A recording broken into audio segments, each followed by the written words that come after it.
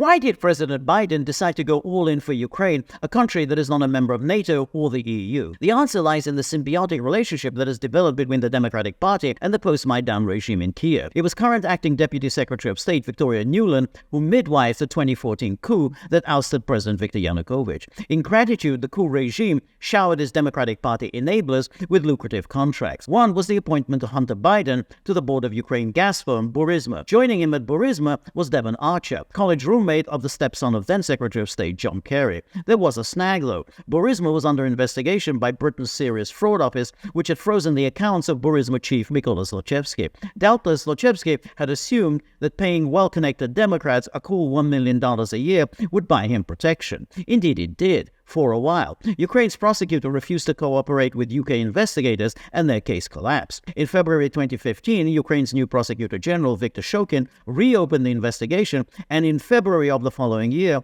secured a court order to seize Zlochevsky's assets. The Bidens needed this case to go away. Zlochevsky, we recently learned, paid $5 million each to Hunter and to Joe. The bribe worked. Using as leverage the threat of withholding $1 billion in U.S. loan guarantees, Vice President Biden convinced President Poroshenko to fire Shokin. Shokin's successor, Yuri Lutsenko, did what was required of him, and the case against Burisma was closed in January 2017. Post-Maidan Kiev performed other services for the Democrats, interfering, for example, on behalf of Hillary Clinton in the 2016 election. In August 2016, Kiev released the so-called Black Ledger, allegedly a record of off-the-books cash payments made by Yanukovych's Party of Regions to Trump's campaign manager Paul Manafort. Though the ledger was a fake, it led to the firing of Manafort. Then, Ukraine's ambassador to the U.S., Valery Chely, wrote an op-ed for the Hill newspaper criticizing Donald Trump's foreign policy positions. To top it off, Ukraine was front and center in the impeachment of President Trump. Its architect was Ukrainian-American White House official Alexander Vindman,